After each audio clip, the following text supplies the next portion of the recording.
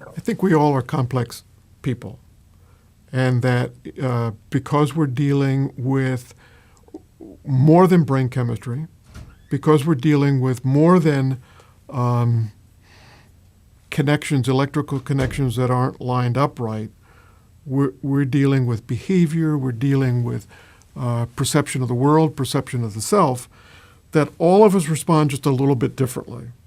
And that there was, one way to think about this, for instance, is that for a long time, or at least a period of time, there was a common held belief that you couldn't help an alcoholic until they wanted help. They had hit bottom first. We now know that that's not true. In fact, it's probably irresponsible on our part as friends, as family members, as employers, or society to watch people wait till they get to the bottom. In some cases, it's too late. I mean, they hit the bottom simultaneously with dying. But we know that that's not true. We know that there are interventions that we can do to get people into treatment, and that that treatment does work. So, I mean, our thinking has changed on that in the same way that I think at one time we used to think that there was a set way that people had to move through treatment.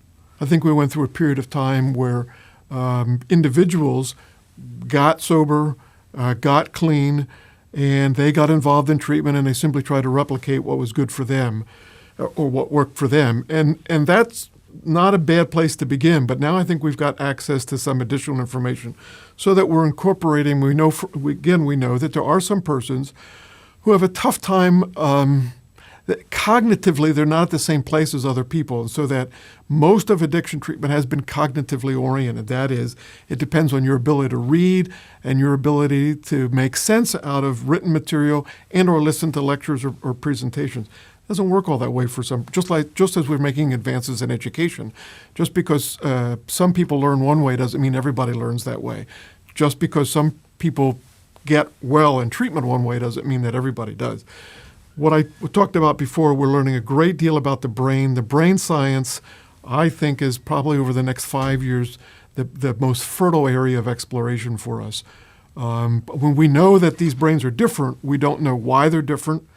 We don't know what has caused them to be different. What we are discovering is that there are some now medications out there that are beginning to address some of these, what I talk about is these electrical connections that don't work quite right. And so that's got some promise for us at that point.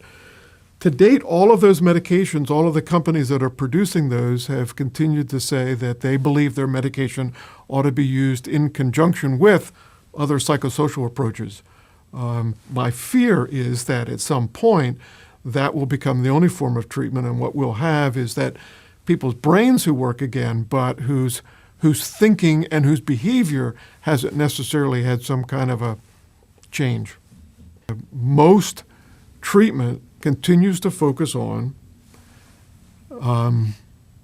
helping you come to grips with yourself, helping you see the world and the universe as a relatively safe place that's larger than you are, and that there are others out there who can and are willing to understand you and who you can reach out and respond to.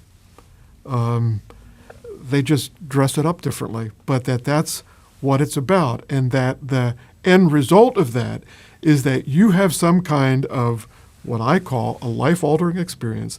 In some way, treatment helps you address the hole in your soul, which needs some attention, and that you then can leave treatment with a plan to manage your disease one day at a time for the rest of your life.